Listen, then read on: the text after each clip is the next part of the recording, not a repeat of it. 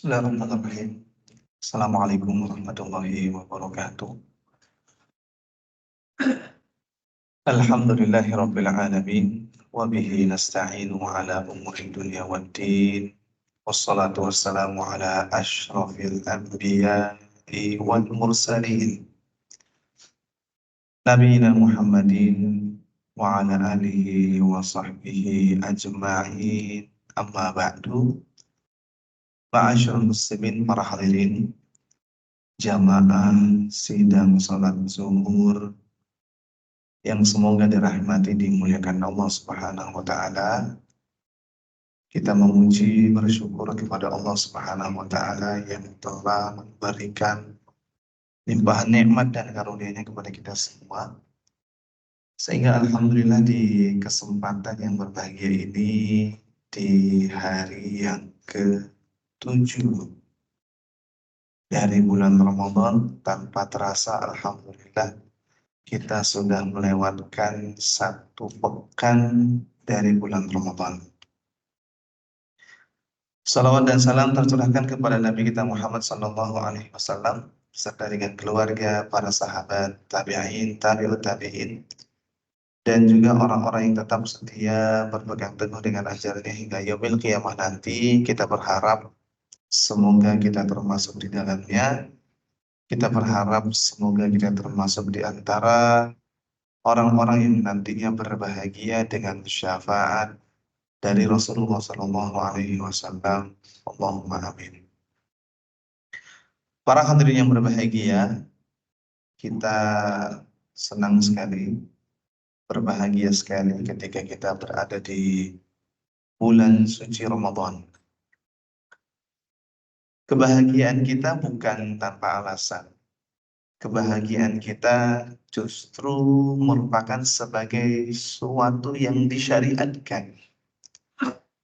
Ketika seorang hamba bertemu dengan bulan Ramadan, justru ia disyariatkan untuk berbahagia. Sebagaimana Allah Subhanahu wa taala sebutkan di dalam surat Yunus ayat yang ke-58. Kata Allah Subhanahu wa taala, a'udzu billahi minasyaitonir rajim. Qul bi fadlillahi wa bi rahmatihi fabidzalika falyafrahu huwa khairum mimma yajma'un. Katakanlah wahai Muhammad, atas karunia dari Allah Subhanahu wa taala, atas rahmat dari Allah Subhanahu wa taala, maka berbahagialah.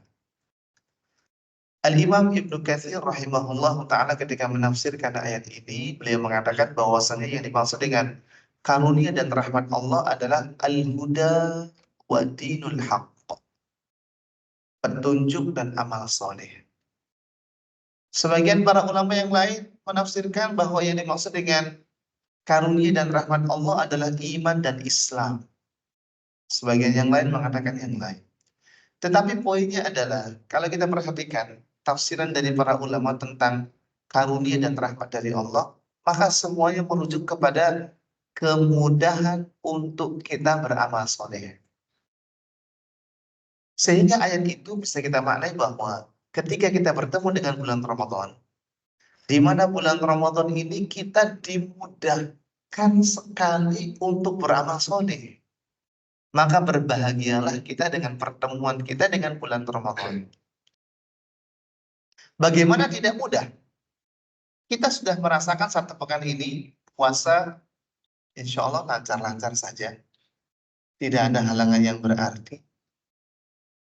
Mungkin berbeda kasusnya ketika kita mengerjakannya selain di bulan Ramadan. Kalau selain daripada bulan Ramadan, kayaknya ada saja halangan rintangannya. Ketika kita berada di waktu siang, kita lagi puasa, teman-teman kita makan siang. Teman-teman kita bawa es teh. Teman-teman kita bawa sirup. Selain di bulan Ramadan. Tapi di bulan Ramadan, alhamdulillah lancar-lancar saja kita berpuasa. Kita dimudahkan oleh Allah Subhanahu wa taala berpuasa. Dan juga kita dimudahkan oleh Allah Subhanahu untuk mengerjakan amalan-amalan soleh yang lain, sholat malam atau sholat tarawih yang kita kerjakan setiap malam. Alhamdulillah nggak ada yang bolong. Di luar dari bulan Ramadan sulit kayaknya Atau bahkan mungkin yang sholat witir 3 rakaat saja juga kayaknya agak-agak sulit. Atau misalnya witir 1 rakaat deh, kalau misalkan 3 rakaat. Sulit 1 rakaat. Kayaknya enggak juga kita kerjakan. Tapi di bulan Ramadan alhamdulillah kita nggak ada bolong nih 7 hari. Alhamdulillah kita bisa kerjakan. Maka bertemunya kita dengan bulan Ramadan para hadirin. Ini adalah momentum yang mahal. Momentum yang mahal. Mahal dalam artian tidak hanya diukur dengan nilai-nilai dan angka-angka saja, tidak.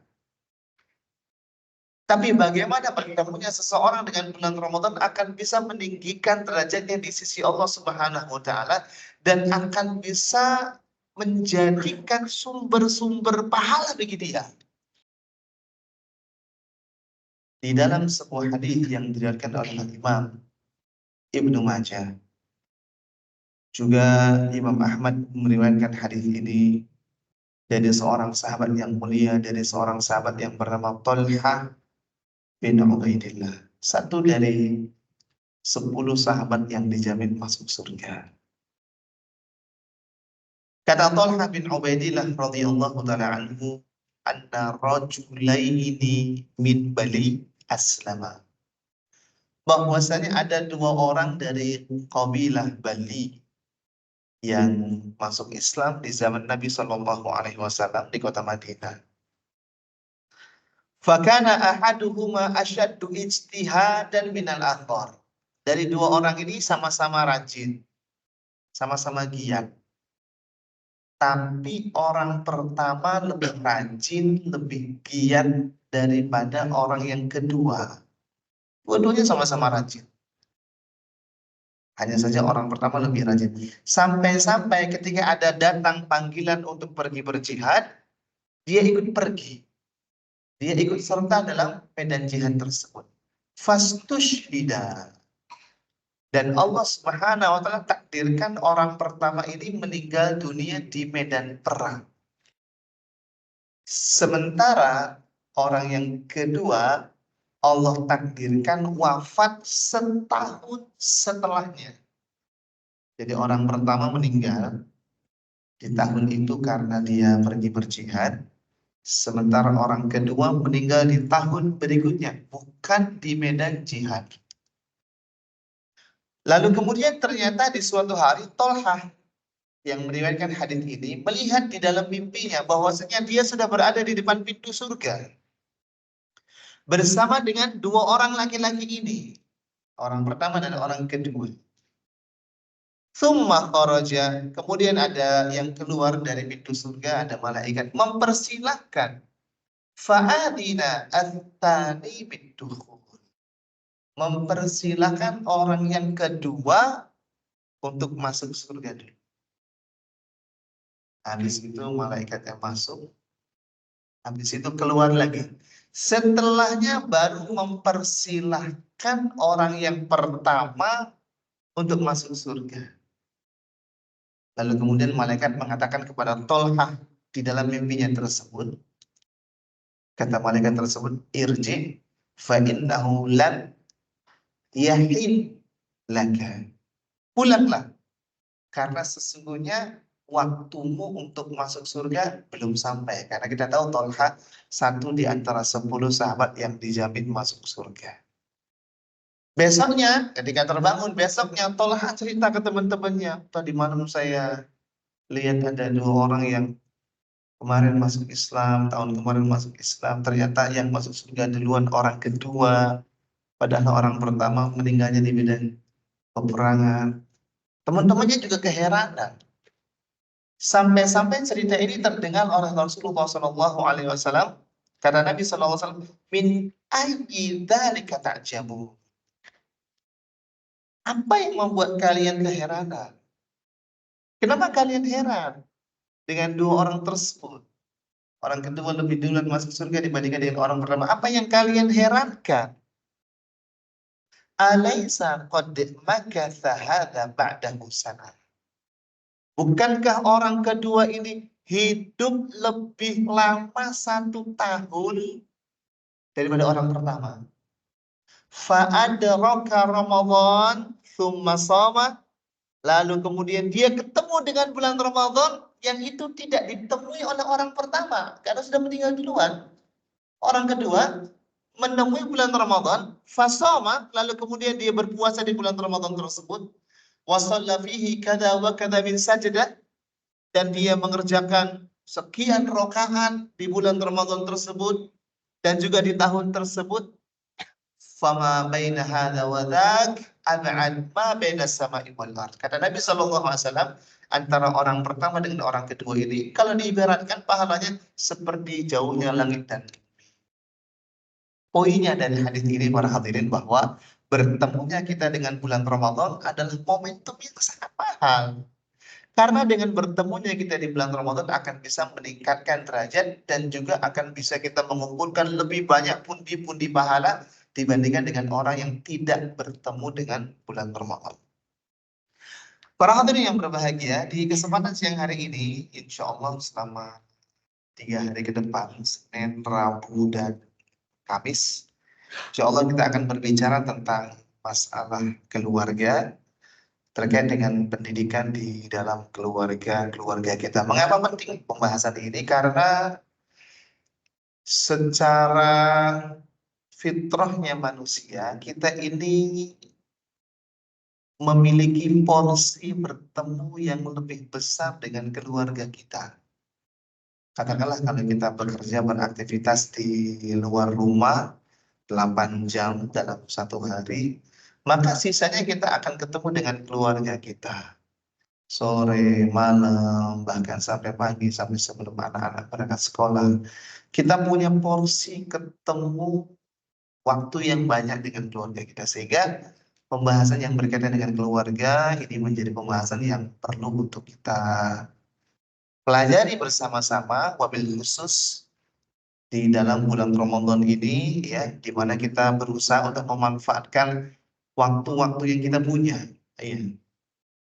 Bulan Ramadan bukan alasan untuk kita bermalas-malasan, ya, atau tidur barangkali, ya. Ada orang di bulan Ramadan tidurnya dari pada subuh sampai asar dengan alasan kan tidurnya orang puasa ibadah Ustaz. Ya, alasannya begitu. Kalau tidurnya dari pada subuh sampai asar itu bukan ibadah, itu namanya latihan jadi jenazah itu. Lama banget tidurnya, ya. Maka puasa bukan kemudian menjadi alasan kita untuk malas-malasan, tapi kita berusaha untuk memanfaatkan sebagian dari waktu yang kita punya. Apa nih yang kira-kira bisa kita gunakan untuk mendulang pahala, menggali pahala-pahala yang Allah siapkan di bulan yang mulia ini. Hadirin yang berbahagia. Sebagaimana kita ketahui bahwasanya manusia adalah merupakan salah satu di antara makhluk-makhluk Allah Subhanahu wa taala yang Allah ciptakan dan Allah berikan keistimewaan. Dan di antara keistimewaan atau Allah berikan kepada manusia adalah amanat yang Allah berikan kepada pundak-pundak kita. Namanya manusia, Allah Subhanahu wa taala berikan amanat. Kita bisa lihat di dalam salah satu firman-Nya di dalam surat Al-Ahzab ayat yang ke-72. Kata Allah Subhanahu wa taala, a'udzubillahi minasyaitonir rajim, inna 'aradna al-amanata 'ala as-samawati wal ardh wal jibal. Sesungguhnya kami telah menawarkan amanat kepada langit, kepada bumi, kepada gunung-gunung. Kata Allah Subhanahu wa taala, fa'abaina ayyahmilnaha. Tapi ternyata makhluk-makhluk Allah ini tidak mau menerima amanat tersebut. Wa asyfaqna minha, dan merasa berat dengan amanat-amanat tersebut. Wa hamalahal insan. Yang kemudian ternyata ketika amanat ini ditawarkan kepada manusia, manusia siap untuk menerima amanat tersebut. Kita lihat tafsiran dari para ulama terkait dengan apa yang dimaksud dengan amanat di dalam ayat ini. Azzamallahu ta'ala sya'nal amanah allati i'tamana Allahu 'alaiha al-mukallifin. Ini kita baca dari tafsirnya Asy-Syaikh Abdurrahman As-Sa'di, Tafsir Karimur Rahman. Kata beliau, Allah Subhanahu wa taala mengagungkan nilai amanat ini kepada manusia. Di mana amanat yang dimaksud adalah imtithalul awamir wajtinabul maharim. Amanat yang dimaksud adalah manusia nanti akan dibebankan perintah-perintah dan juga akan diberikan larangan-larangan untuk dihindari. Perintah-perintah berarti untuk dikerjakan, kalau larangan-larangan berarti untuk dihindari. Atau kalau kita lihat dari tafsirnya Al-Imam At-Tabari rahimahullah ta'ala dari seorang tabi'in Sa'id bin Jubair, qala al-amanatu al-fara'id allati iftaradaha Allahu 'ala al-'ibad. Yang dimaksud dengan amanat di dalam ayat ini adalah al-fara'id, yaitu kewajiban-kewajiban yang Allah telah tetapkan kepada hamba-hambanya.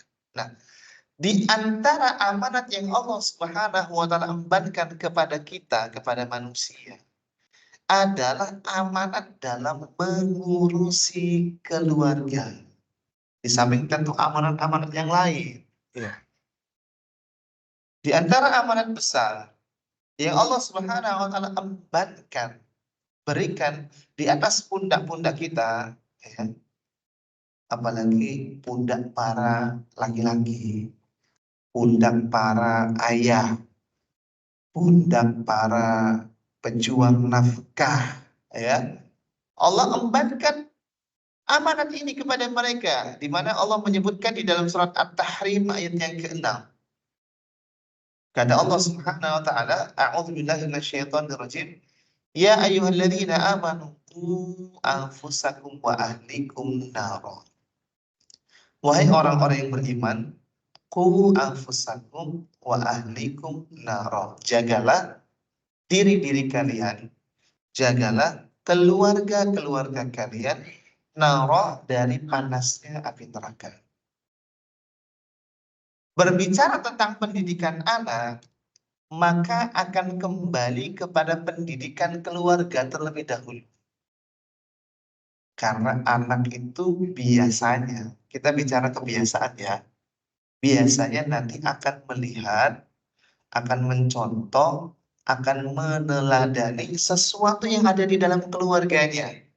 Entah dia ngelihat bapaknya, entah dia ngelihat ibunya, entah dia ngelihat kakaknya, atau kalau lagi banyak saudara-saudaranya datang ke rumah, dia akan melihat saudara-saudaranya seperti apa.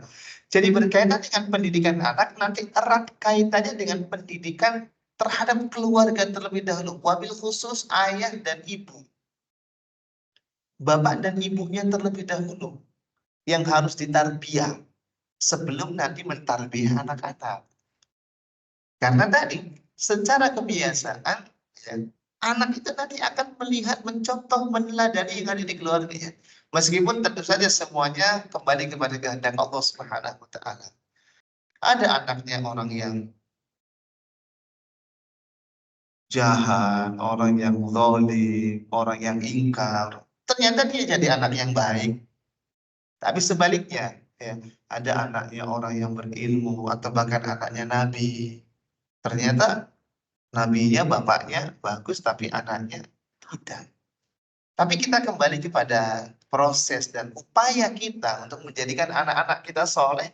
Solehkan dulu bapak dan ibunya. Ada pepatah dalam bahasa Arab, bunyinya begini, faqidu syai' la yu'ti. Faqidu syai' la yu'ti. Orang yang tidak punya apa-apa, dia tidak akan bisa memberi.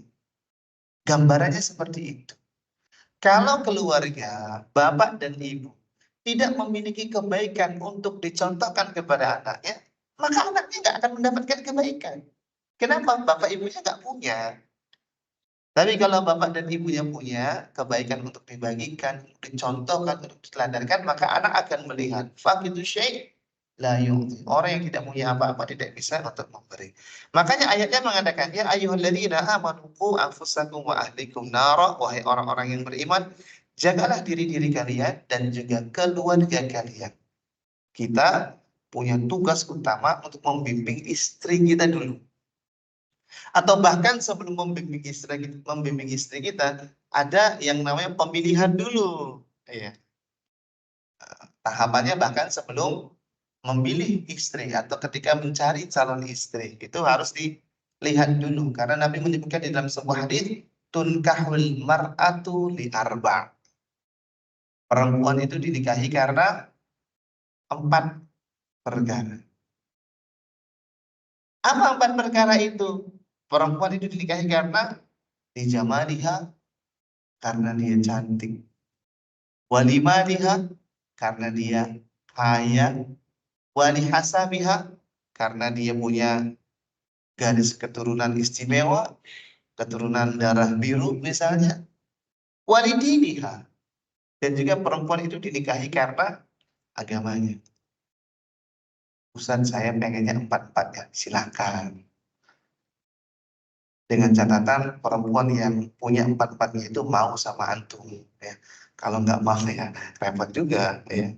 Ustaz, saya pengen perempuan yang cantik, kaya, dia dari keluarga terpandang dan dia ustazah, hafal Quran. Iya, kalau dia mau sih nggak apa-apa ya. Dan kalau antumnya pas ya, satu kufu sama dia. Kalau ternyata nggak satu kufu, ya, dianya nggak mau misalnya, maka cari yang kira-kira menyesuaikan dengan. Kata Nabi SAW, "Fawfar lidatid." Yang pertama kali dicari itu fawfar lidatid, cari perempuan yang dia punya khalfiyah, punya latar belakang agama. Dia mau untuk mencari ilmu, dia mau untuk duduk di kajian, dia mau untuk mendengarkan nasihat-nasihat dari suaminya. Fadfar lidati, cari perempuan yang bisa mau dengan agama, dekat dengan agama. Talibat siada. Kalau enggak, ya siap-siap saja. Maka jauh sebelum kita menikah dengan seorang perempuan, maka sebelumnya kita berusaha untuk mencari. Kalaupun yang terjadi, maka menjadi tugas kita untuk sama-sama membenahi. Dan saya dulu nikahnya dengan orang biasa saja. Ya sudah selesai, sudah terjadi. Bagaimana kita berusaha untuk membenahi yang sekarang sudah terjadi. Kita berusaha untuk menjadikan diri kita orang yang dekat dengan agama, plus istri kita juga kita berusaha untuk menjadikannya sebagai orang yang dekat dengan agama. Karena bagaimanapun juga, al-ummu madrasatul ula. Ibu itu akan menjadi madrasatul ula, akan menjadi sekolah yang pertama. Sebelum anak kita masuk TK, sebelum anak kita masuk SD, anak kita itu sudah belajar dulu sama ibunya. Mungkin belajar berbicara jelas, belajar jalan iya, belajar makan sendiri iya, belajar ngomong yang baik-baik iya. Apalagi kalau misalnya ibunya suka ngomong yang baik-baik, lalu kemudian secara tidak langsung nanti akan terekam dalam memori anak kita. Ketika mau makan, bismillah. Dilihat sama anak kita misalnya. Udah selesai, alhamdulillah. Ketika jatuh anaknya, nak jangan nangis ya, ini qadarullah. Ini sudah menjadi ketetapan dari Allah, sudah nggak apa-apa, qadarullah. Atau ketika misalkan ada hal-hal yang kurang baik, ibunya sering ngomong, khairan insyaallah. Nanti akan ada kebaikan insyaallah. Sering misalkan yang seperti itu, nanti akan menjadi sebuah pendidikan secara tidak langsung buat anak-anak. Oleh karenanya, menjadi sebuah hal yang sangat penting untuk seorang suami memberikan pendidikan kepada istri. Kalaupun tidak mampu untuk memberikan pendidikan, berikan perantara. Saya kan nggak bisa ngajarin istri, nggak ngaji juga kayaknya orangnya banyak istrinya misalnya. Ya nggak masalah, cari wasilah, cari perantara. Kajian-kajian ummahat sekarang banyak, kajian-kajian akhwat sekarang banyak ya. Jadi itu menjadi tugas ya ayyuhalladzina amanu qu anfusakum wa ahlikum nara. Kata Ali bin Abi Thalib radhiyallahu taala anhu, ini dinukil oleh Al Imam Ibnu Katsir di dalam tafsirnya beliau menyebutkan bahwasanya maksud dari qu anfusakum wa ahlikum nara, jagalah diri-diri kalian, jagalah keluarga kalian dari api neraka. Maksudnya adalah adibuhum wa allimuhum, ajarkan kepada mereka adab, ajarkan kepada mereka ilmu. Ajarkan mereka adab, ajarkan mereka ilmu. Dua hal yang tidak bisa dipisahkan, adab dan ilmu. Orang berilmu tanpa adab, sayang-sayang ilmunya. Ilmunya banyak, tapi ternyata dia tidak memiliki adab. Adab kepada orang yang lebih tua, adab kepada teman sejawat, adab kepada orang tua. Ilmunya banyak, tapi ternyata dia tidak beradab. Sayang-sayang. Ada orang yang memiliki adab, tapi nggak ada ilmunya. Ini juga sayang. Kalau bisa disinkronkan. Belajar adab dan juga belajar ilmu. Sebagaimana kata Ali bin Abi Thalib radhiyallahu ta'ala anhu, adibuhum wa'allimuhum. Ajarkan mereka adab, ajarkan mereka ilmu. Ilmu yang menjadi skala prioritas, ilmu tentang ibadah, ilmu tentang bagaimana mengesahkan Allah Subhanahu wa taala, ibadah-ibadah yang sifatnya harian, puasa kayak misalkan sholat, bersuci, baca Quran, itu ibadah-ibadah yang sifatnya harian. Harus diajarkan ilmu-ilmu tersebut. Begitu pula dengan adab. Begitu pula dengan adab. Bagaimana seorang anak itu diajarkan adab, bagaimana ketika masuk rumah diajarkan Assalamualaikum. Ketika keluar rumah diajarkan baca Bismillah tawakkalna 'ala Allah. Adab. Atau ketika naik kendaraan, ada adabnya naik kendaraan, baca doa subhanalladzi sakhkhara lana hadza, dan seterusnya. Alhamdulillah, anak-anak kita yang sekolah-sekolah di TK biasanya banyak diajarkan tuh ya, di TK-TK Islam ya, biasanya banyak diajarkan. Ada masuk kamar mandi, masuk kamar mandi pakai kaki kiri, sebelum masuk baca doa dulu, keluar pakai kaki kanan, habis keluar baca doa, dan seterusnya. Alhamdulillah ya, jadi anak-anak kita diajarkan banyak sekali adab-adab di TK, dan itu akan menjadi pondasi para hadirin. Dan itu akan menjadi pondasi bagi anak-anak kita ke depannya. Dan karena Allah Subhanahu wa taala memerintahkan kita untuk menjaga diri kita dan keluarga kita, perintah untuk menjaga ini pada akhirnya nanti akan ditanyakan oleh Allah Subhanahu wa taala kepada kita. Di dalam sebuah hadis yang diriwayatkan oleh Al-Imam An-Nasa'i. Al-Imam An-Nasa'i menyebutkan sebuah hadis dari Nabi sallallahu alaihi wasallam. Kata Nabi sallallahu alaihi wasallam, "Innallaha sa'ilun kulla ra'in 'amma star'ahu ahafidhu dzalika am dhayya." Innallah, sesungguhnya Allah Subhanahu wa taala sa'ilun, akan menanyakan kulla ra'in, setiap pemimpin kita ini, pemimpin di keluarga kita. Allah nanti akan menanyakan kita sebagai seorang pemimpin, ammastar'ahu, tentang apa yang dia pimpin. Istrinya bagaimana, anak-anaknya seperti apa. Nanti kita ini akan ditanya oleh Allah Subhanahu wa taala, ahafidhu dzalik, apakah kita menjaga amanah tersebut, am dhayya, apakah kita menyia-nyiakannya. Kita ini menjaga ataukah menyia-nyiakannya. Hatta yus'ala ar-rajulu 'ala ahli baitihi, dan seorang itu nanti akan ditanya tentang keluarga yang ada di rumahnya dia. Maka pendidikan yang berkaitan dengan anak, para hadirin, erat kaitannya dengan pendidikan yang ada pada keluarga, khususnya ayah dan ibu. Oleh karenanya, untuk menciptakan sebuah, kita ketika menikah, tentu kita semua harapannya adalah sebagaimana yang ada di dalam surat Ar-Rum ayat 21. Insya Allah bapak-bapak dan ibu sudah hafal dengan surat Ar-Rum ayat 21, karena biasanya terjemahannya itu ada di surat undangan ya, atau kalau misalkan di akad nikah itu biasanya dibacakan. Wa min ayatihi an khalaqalakum min anfusikum azwajan. Di antara tanda-tanda kekuasaan Allah Subhanahu wa taala, Allah menciptakan untuk kita ada pasangan-pasangannya. Nah, harapannya adalah ketika kita menikah itu supaya apa? Litaskunu ilaiha, agar kita menjadi orang-orang yang memiliki perasaan sakinah.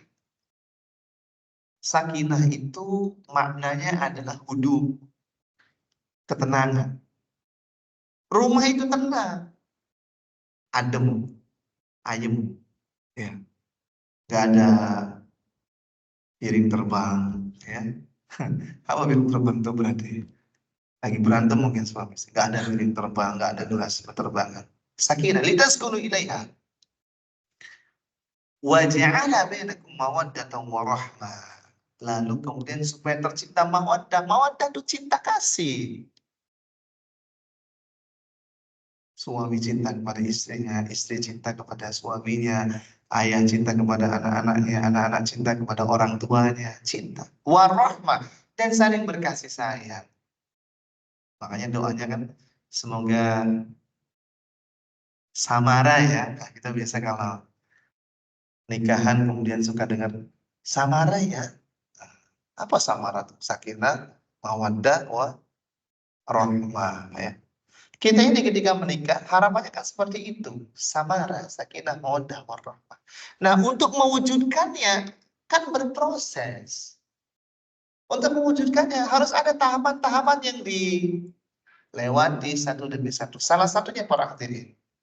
Jamaah yang semoga dirahmati dimuliakan Allah Subhanahu wa taala. Untuk bisa mendapatkan keluarga yang sakinah, mawaddah, warahmah, maka seorang suami dan seorang istri harus tahu kadar hak dan kewajibannya seperti apa.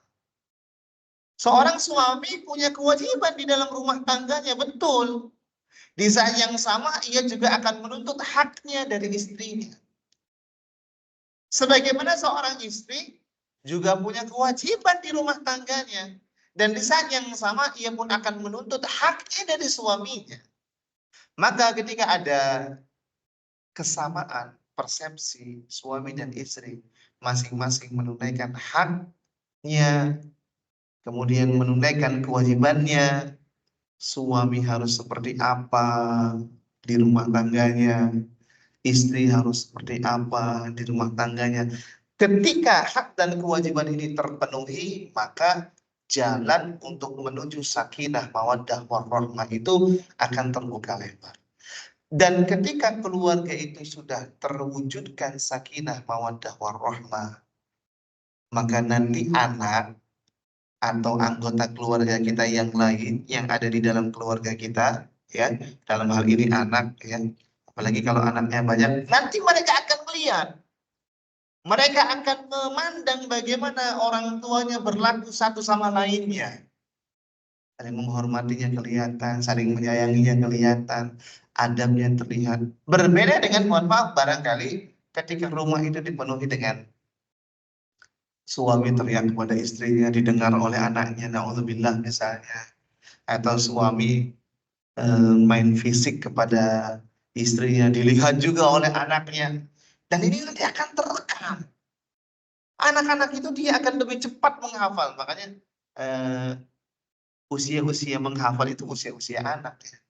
Menghafal Quran itu bagusnya adalah ketika orang masih anak, dia cepat menghafalnya dan lama.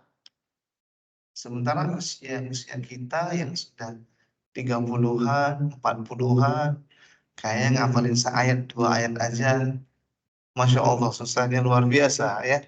Nah, tapi untuk usia anak-anak, mereka berada dalam fase-fase emas untuk belajar, untuk menghafal, untuk mengulang pelajaran. Sehingga apa yang mereka lihat, apa yang mereka alami di dalam rumah itu akan menjadi sesuatu yang terekam lama bahkan. Mungkin akan hilang sementara, tapi foldernya masih ada di kepala. Yang ketika ada peristiwa-peristiwa yang serupa, mungkin foldernya nanti akan muncul lagi. Maka kembali kepada pembahasan bahwa ketika kita berusaha untuk menjadikan anak-anak kita sebagai pribadi-pribadi yang kita harapkan kesolehannya, karena kan kita doa, Rabbana hablana min azwajina wa dzurriyyatina qurrata a'yun waj'alna lil muttaqina imama. Ya Allah, karuniakanlah kepada kami, ya, anak-anak kami, cucu-cucu kami sebagai qurrata a'yun, sebagai penyejuk mata. Kalau melihat anak-anak kita tuh bawaannya seneng, bawaannya sejuk, hati kita adem. Bukan bawaannya marong, misu-misu, marah-marah ngelihat anak-anak kita, enggak. Tapi kita ngelihat anak-anak kita qurrata a'yun, penyejuk mata. Atau dalam doa yang lain, Rabbi habli minas shalihin, ya Allah jadikanlah, karuniakanlah anak-anakku sebagai anak-anak yang sholihin, soleh. Kan doanya kita seperti itu. Maka untuk mendapatkan apa yang kita harapkan, doa tadi, kita berusaha untuk mengawalinya dari diri-diri kita, ya, dari pribadi-pribadi kita, wabil khusus suami dan istri dalam rangka menunaikan hak dan kewajiban. Seperti apa nanti ya hak dan kewajiban masing-masing dari suami dan istri, mudah-mudahan akan bisa kita ambil insyaallah ta'ala di pembahasan berikutnya. Di hari Rabu kita akan ketemu lagi dan juga hari Kamis ya. Kita akan bersama-sama belajar memanfaatkan waktu yang istimewa dari bulan yang istimewa ini. Karena sekali lagi bulan Ramadan ini bulan istimewa. Allah menyebutkan di dalam surat Al-Qasas ayat yang ke-68. Kata Allah Subhanahu wa taala, "Wa rabbuka yakhluqu ma yasha'u wa yakhtar." Allah menciptakan apa yang Dia kehendaki dan Allah yang memilih. Allah menciptakan 12 bulan, Allah memilih salah satunya bulan Ramadan sebagai bulan yang mulia. Maka kita manfaatkan bulan ini, bulan mulia ini sebagai salah satu dari waktu yang kita pergunakan untuk kita bersama-sama belajar. Semoga bermanfaat, khususnya bagi yang berbicara. Semoga bermanfaat pula bagi yang mendengarkan, berkah untuk kita semua, berkah atas waktu yang sudah kita luangkan. Wassalamualaikum warahmatullahi wabarakatuh.